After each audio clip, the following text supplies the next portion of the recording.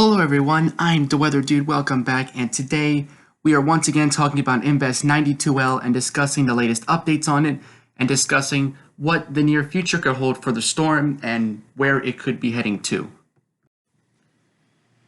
Before we get started though, be sure to like the video and subscribe as it does help my channel grow a lot, and we are going to get straight into the video here. So welcome, and we're going to start by talking about the environmental conditions, like what's really causing the storm not to grow or intensify rapidly. We do have a little bit of dry air. If you look closely, you can see some little specks of orange. So a little bit of dry air is getting ingested, if you will, into the storm's lungs. There is a little bit of dry air as well north, but that to the northern Gulf Coast, but that might be out of the storm's path because it could track this way. The track is still kind of uncertain right now.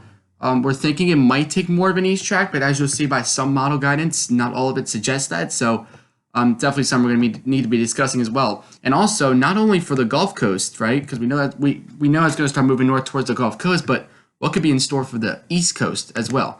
So that's also going to be pretty interesting to discuss. So dry air, it's not deadly amounts of it, but there is a little bit getting ingested into the lungs, so that is slowing it down a little bit. The tropical cyclone heat potential, that's actually been intensifying a lot. Now we're seeing these teal and green colors take over the entire Gulf just a week ago, or whatever my last hurricane discussion video was, right? This was pretty much not here, all this teal and green covering the Gulf of Mexico. So that really has changed. So more tropical cyclonic heat below the surface as well as on the surface. So that's actually a pro. That's a good thing. But another negative has also been the shear, right? The shear. So you can see the storm is pretty much right here right now, I would say. All right, and you can see that the shear in its path is going to be, I would say, moderate in the moderate zone. So that's also going to be tearing the storm apart a little bit, which means that even if it does develop, it could be tropical. It could be a tropical storm, may not be, or it could also be a subtropical storm where it develops some tropical characteristics, but not all. But also the wind shear, when you get those strong low-level winds like that, that could also increase the wind threat. Even though it weakens the storm itself, it does actually cause some more non-tropical or thunderstorm winds. So we could see stronger thunderstorm winds as opposed to maybe not as strong tropical storm force winds. So if that makes sense. So here's the National Hurricane Center's latest 8 o'clock advisory here. We'll get a new update in about 2 hours. I'm sure I'll be posting it on my community tab if there's any major changes or any updates. I know the hurricane hunters are supposed to fly in this afternoon. It was supposed to be this morning, but they kind of delayed it. And I think tomorrow morning as well. So a broad area of low pressure in the southwestern Gulf of Mexico is starting to leave the Bay of Campeche now. We're still seeing disorganized showers and storms. It's going to move north, and we could see a tropical depression or storm form over the western Gulf tonight and early Friday. All right, so that is what's going to be expected. And regardless of development, that's the big thing. Just because it's not a tropical storm, just because it's not a hurricane, doesn't mean there won't be heavy rains. I'll be showing you the models as well. There could be a lot of rain for areas in the Gulf Coast that do get hit by this system. So really what has changed? Well, I'm pretty sure the last time I looked at it, I think it was yesterday, 25 mile an hour winds, that's now up to 25 knots, which is about 30 miles an hour. Sustained winds, we're seeing gusts up to 40 miles an hour. But the sustained winds would have to be 40 in order for it to be a tropical storm, not the gusts. The gusts don't really, because that's just winds that happen every so often. That's what wind gusts are.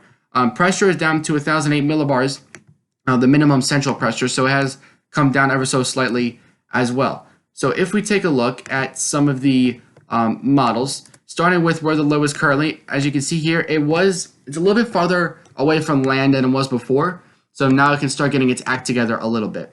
All right, and if we look at the model tracking guidance, all right, as you can see now, these set of models actually have it going towards Texas, like an East Texas landfall.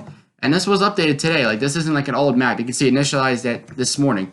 All right, so these set of models have it going a little bit further west, towards East Texas sort of landfall, kind of like what we were saying in the very beginning. Now, if you look at the GEFS model tracks, these take it through Louisiana, Mississippi, Alabama, Georgia, like we've been seeing trending lately, and eventually even maybe towards the Carolinas, maybe Virginia, up through Maryland, Delaware, Pennsylvania, New Jersey. That's also possible, or it could go off the coast. All right, we'll have to see, but that's pretty far out in time. That's after this weekend.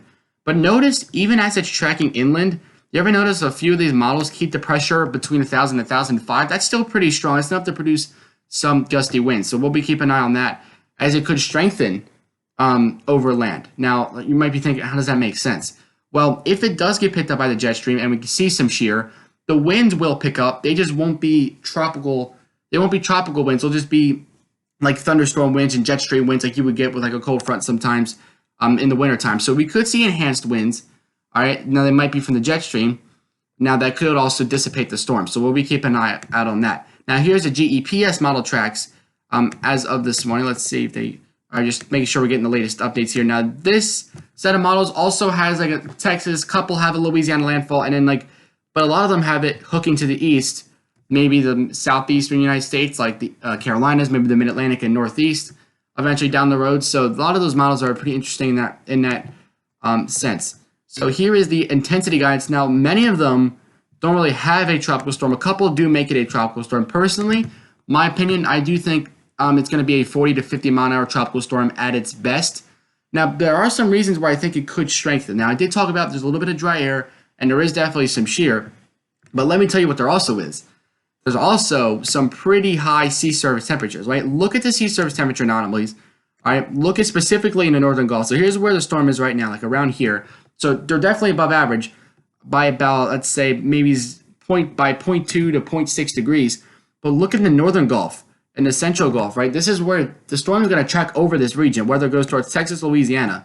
All right, so in this zone, we see sea surface temperatures 1 to 2 degrees Celsius above average. All right, and I'll show you like what the actual temperatures are as well, not just the anomalies. All right, and this is what has me a little bit worried. Look at Texas, Louisiana, in this zone right here. This would be like right before it makes landfall. Sea surface temperatures in this zone are 2 to 3 degrees Celsius above average. That is pretty high. So basically, the sea surface temperatures in the northern Gulf right now are warmer than the Bay of Campeche, which is pretty unusual.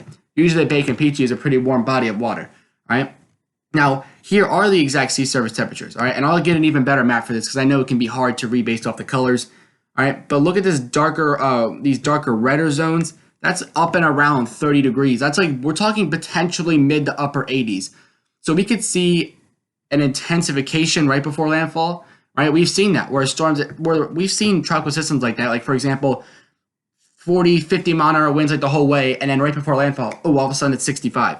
So we need to watch out because of these very warm sea surface temperatures that we could see intensification right before landfall. But throughout its entire journey, sea surface temperatures are going to be warm. I'm just saying that once it gets closer to its landfall, the water temperatures are going to start getting a lot more serious. All right, now let me show you an even better map for that.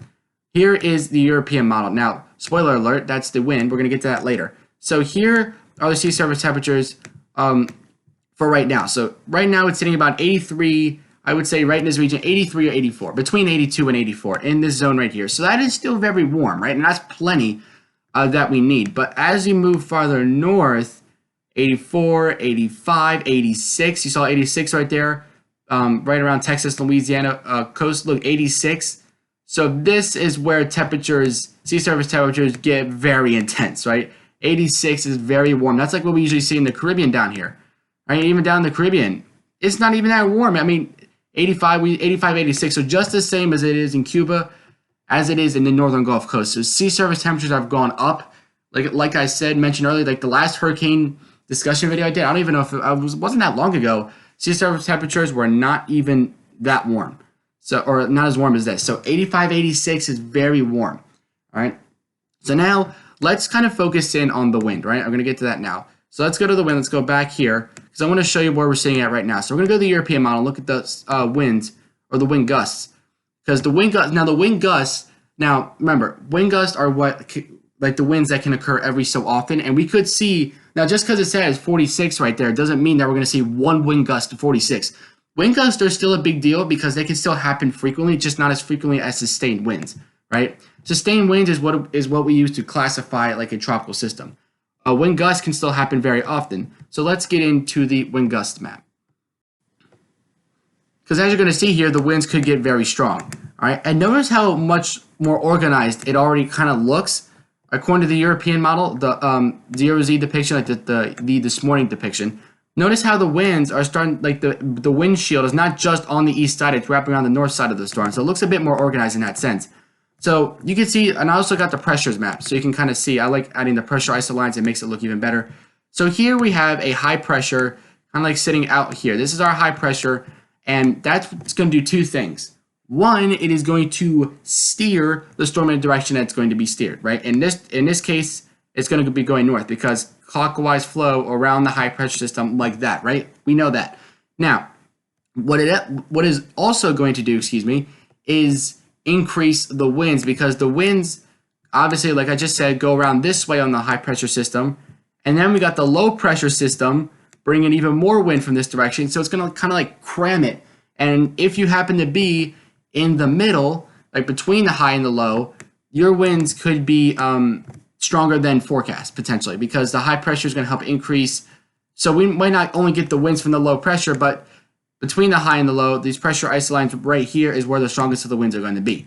So with that said, let's take a look at the European model. All right, so the low is still, I would say, not too far from landfall, but it's still pretty far away from shore.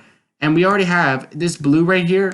All right, I'll hover over if you don't believe me, but the winds, it's over 60, almost 65 miles per hour in that blue zone right here. So we could, and even in this purple zone, the winds would be over 45 miles an hour in this purple zone. Frequent wind gusts, meaning winds could gust to that pretty frequently.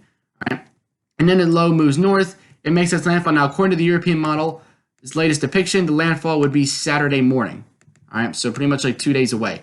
All right, and you can see this, the windshield is still there. All right, now you might be thinking, how long could I be seeing these winds for? Right, because that's also something that we're wondering.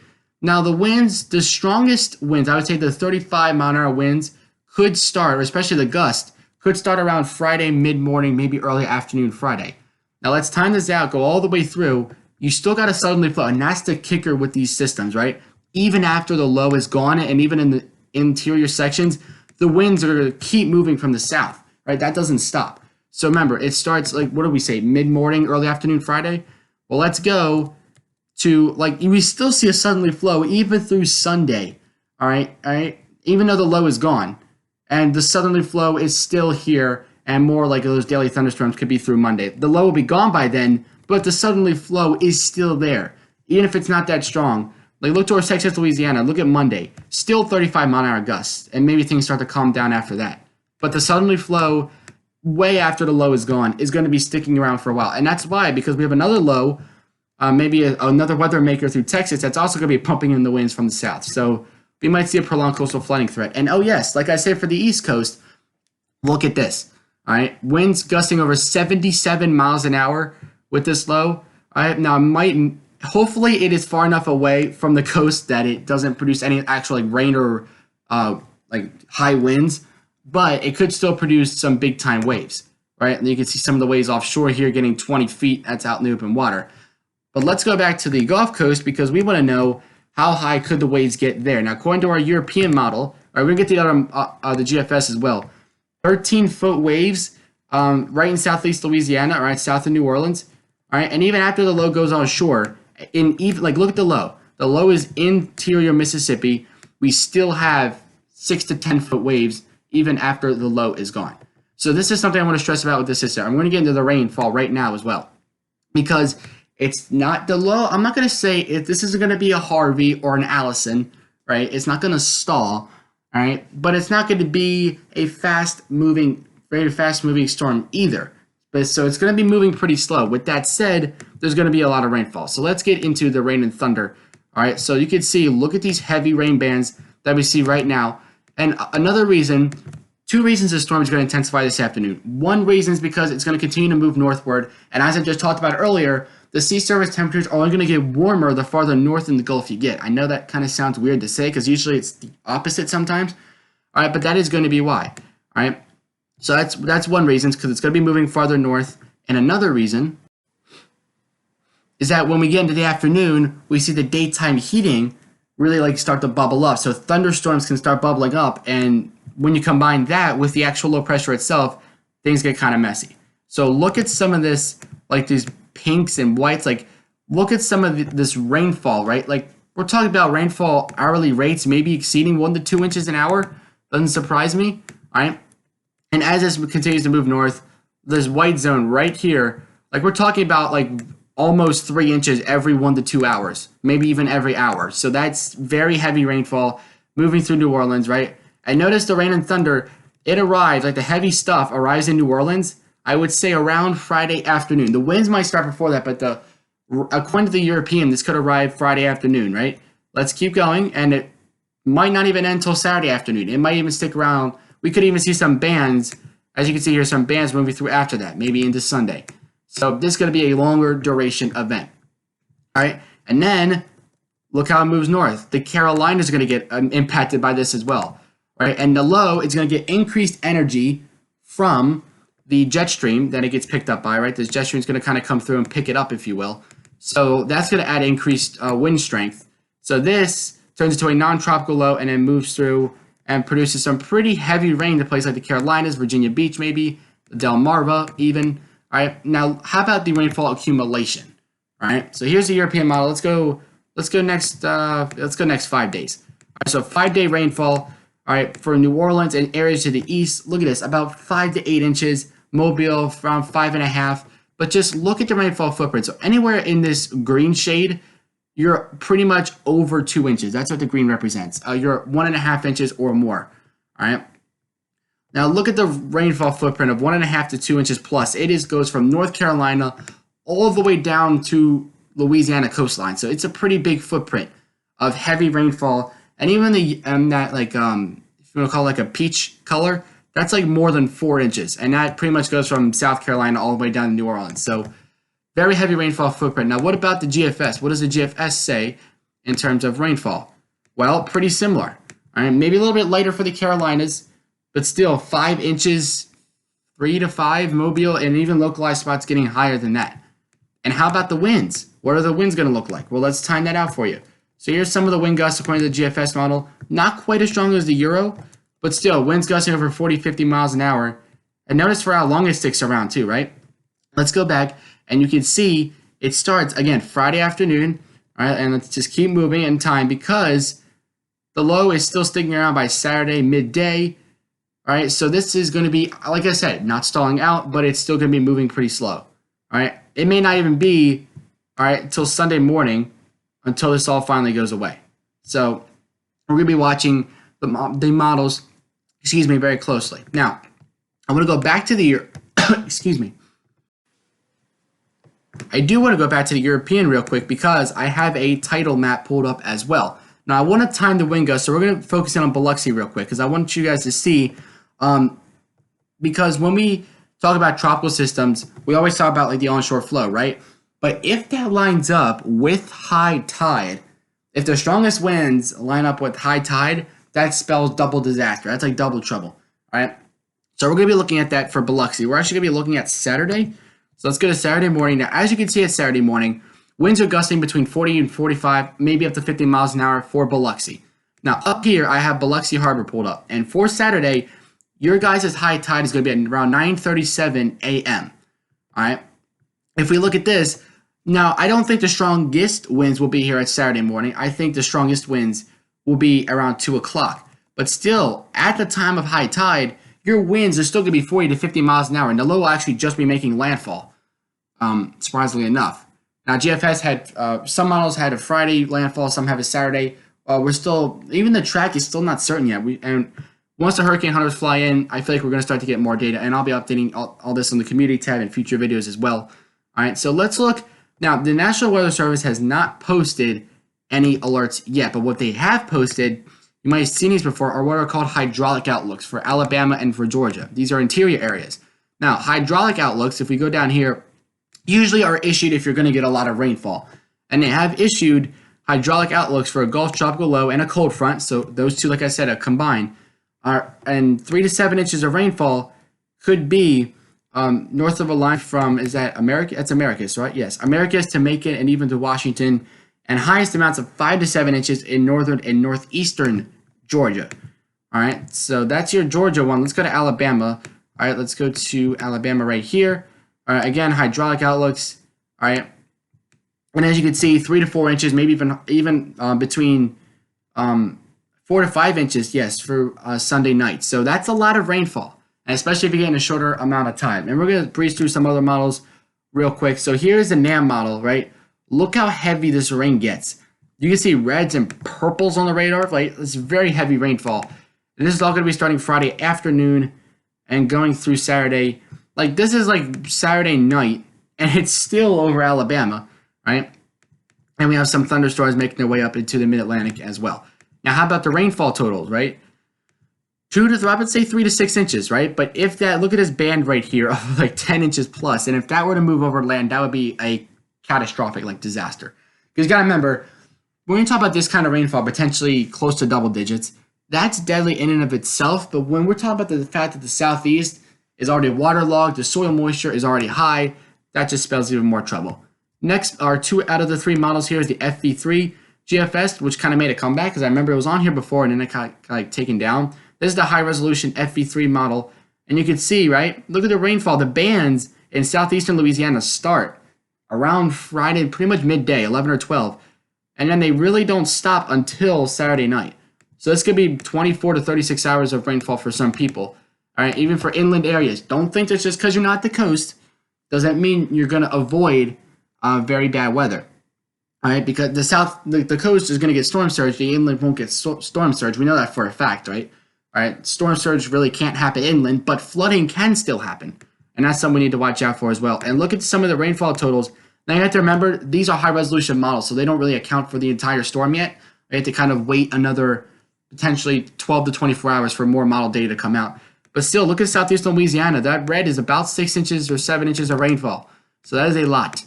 And our last model, again, is the European, but this time we're going to look at the Vorticity Signature. I feel like it shows better on this website. And look how much is there.